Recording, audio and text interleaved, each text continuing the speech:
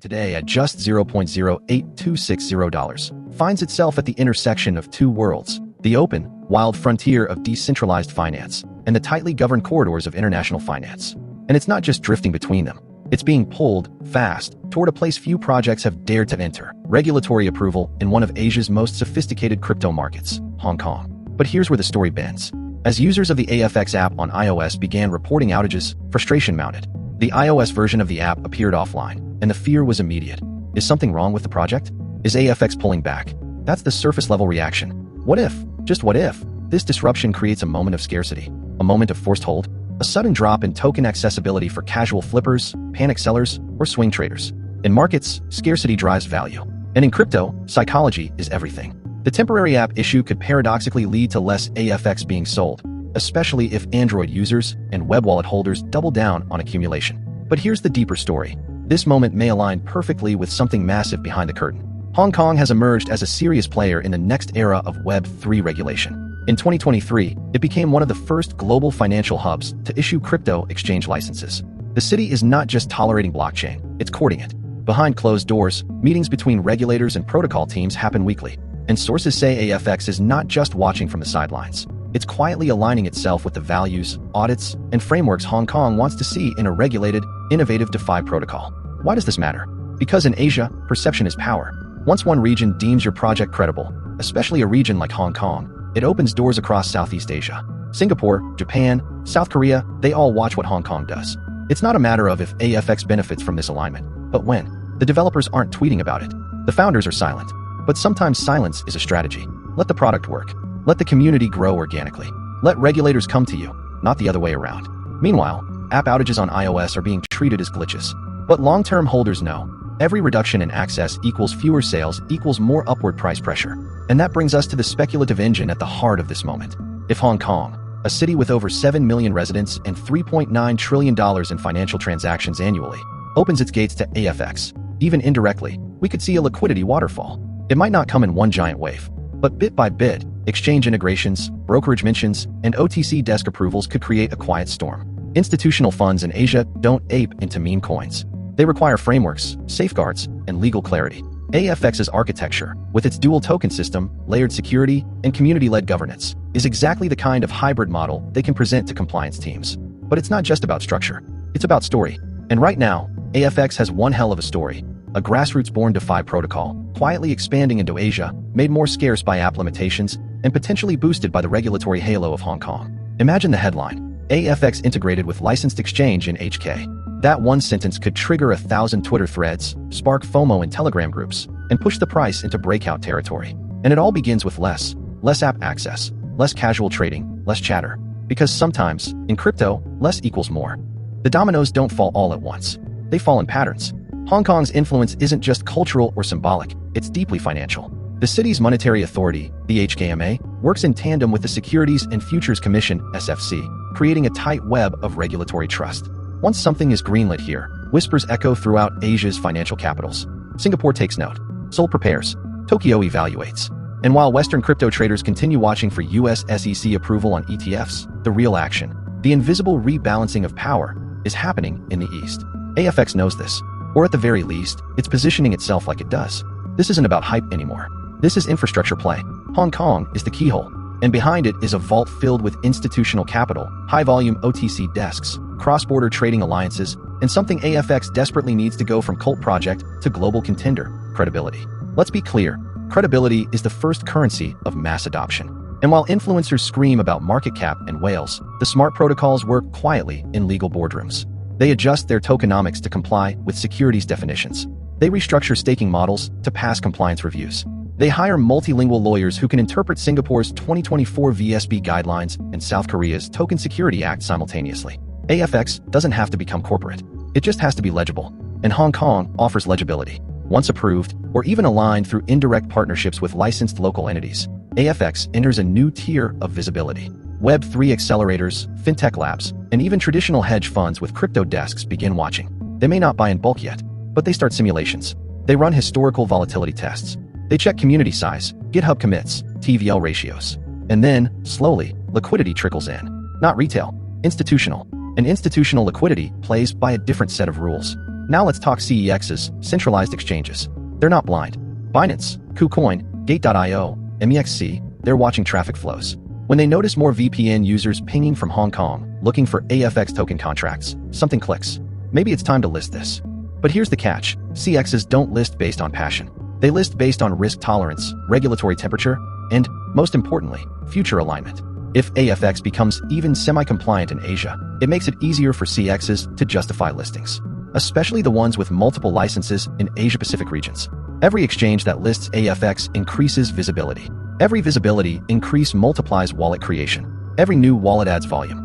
And every volume spike gets noticed by index aggregators and DeFi analysts, who start whispering, "What is this AFX thing? Why is it everywhere all of a sudden?" Momentum isn't just a result. It's a strategy. And in this moment, AFX's momentum is being built, not through noise, but through alignment. Meanwhile, the iOS app blackout continues. For some, it's a frustration. For others, it's a moment of enforced stillness. No quick sells, no panics, just holding. Or, even better, migrating to Android and web wallet options, which tend to attract more committed users anyway. It's a filtration process. The noise traders exit, the believers stay. And with fewer sellers, price discovery becomes more honest, more organic, more bullish. Because make no mistake, AFX isn't trying to pump. It's trying to root. This rooting, this strategic embedding in the financial DNA of Asia, won't always make headlines. But it's what turns speculative tokens into blue-chip assets. It's what turns community hopes into portfolio fundamentals. And then we ask, what about 2026? If Hong Kong is the ignition and 2025 is the acceleration, then 2026 might be the takeoff. By then, AFX could already be listed on 3 to 4 CXs, integrated into Asia-based DeFi aggregators, featured in Hong Kong Web3 conferences, and possibly part of local custody solutions for enterprise wallets.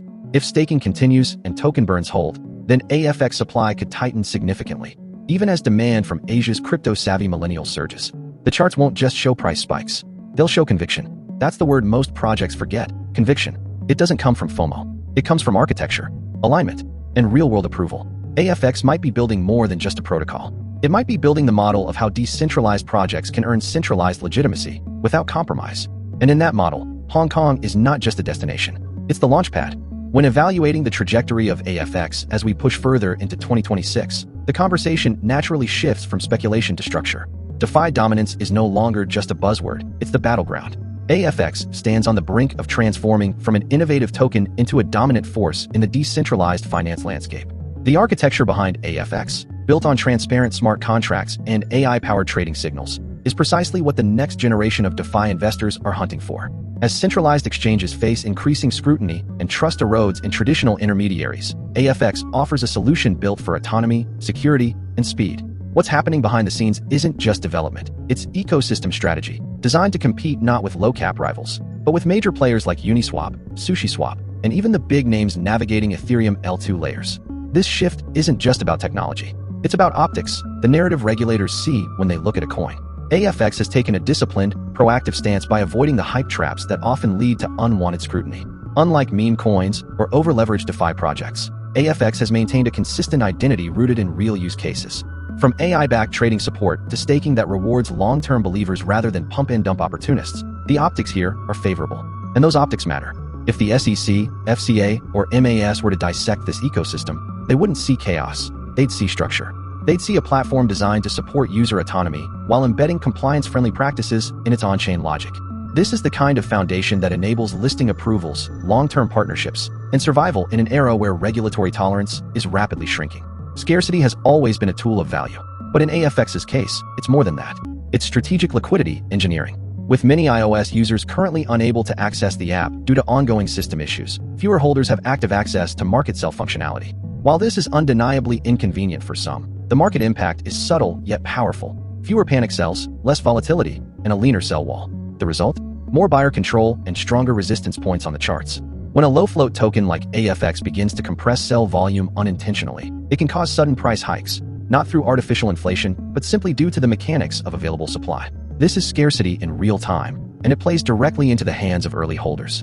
As AFX's roadmap reveals more about its global ambitions, one trend stands out clearly. Asia is the battleground of the future. With Hong Kong's renewed crypto licensing framework and Singapore becoming a regulated haven for Web3 entities, AFX's market strategy is evolving rapidly. These regions are no longer just passive holders. They're becoming dominant liquidity hubs. The timing couldn't be better. As Western markets face tighter regulations and geopolitical distractions, Asian investors are pouring into DeFi infrastructure projects that offer both innovation and accessibility. And AFX? It's positioning itself right in that current.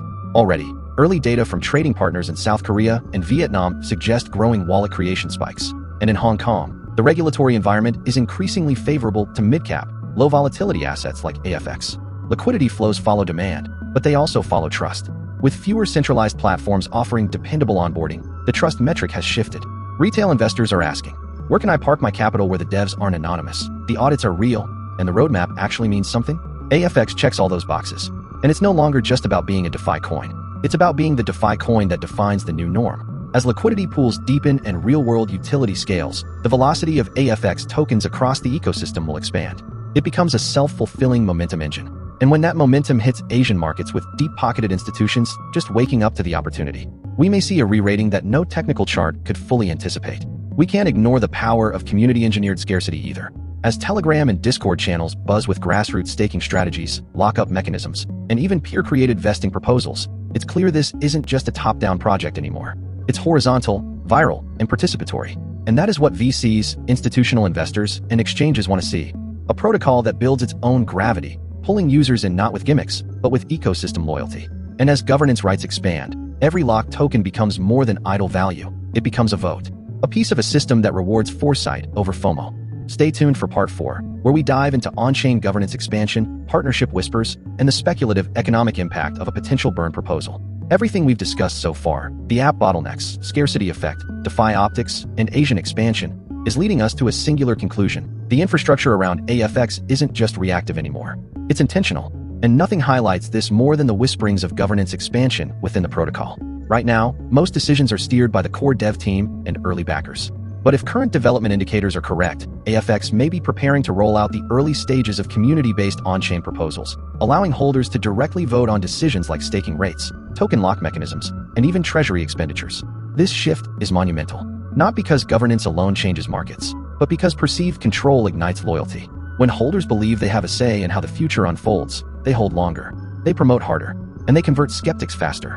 Imagine the psychological edge of knowing your stake isn't just passive, it's political, strategic, influential. That's not a token, that's a movement. One that self-organizes, votes, and funds its own expansion without needing VC handouts or top-down mandates. But that's not the only card being played behind the scenes. Multiple on-chain sleuths have picked up indicators, contract interactions, and wallet flows that suggest something big is in discussion with a mid-tier CX based in Southeast Asia. While the name hasn't been confirmed, the timing is suspect.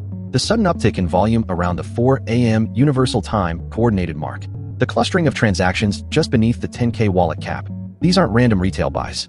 These are accumulation signals, often preceding a listing or partnership announcement. If this is confirmed, and we believe an announcement may land within 30 days, it will be the kind of move that redefines AFX's liquidity profile overnight. The implications are immediate: faster access for new buyers, reduced slippage, and, most importantly, *** trust validation *** for casual observers. Every time a token jumps from DX only to CX plus DX hybrid, its narrative changes. It's no longer a gamble.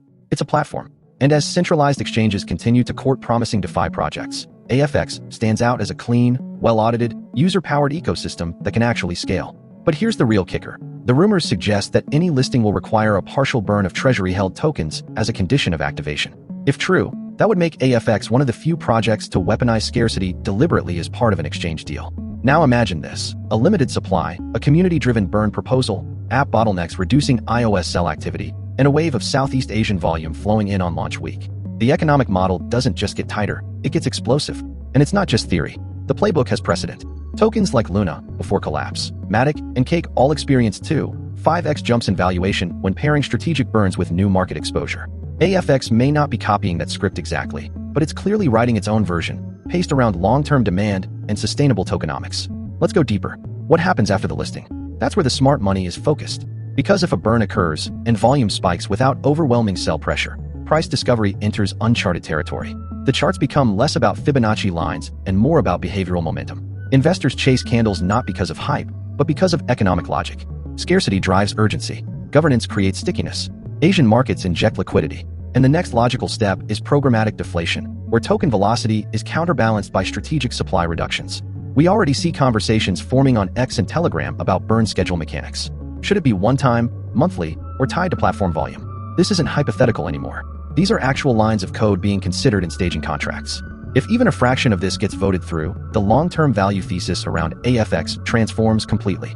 It's no longer just a trade. It's an asset designed to appreciate while still delivering function. The holy grail of crypto utility. And then there's the meta layer. Asterisk asterisk how this all plays with regulators asterisk asterisk.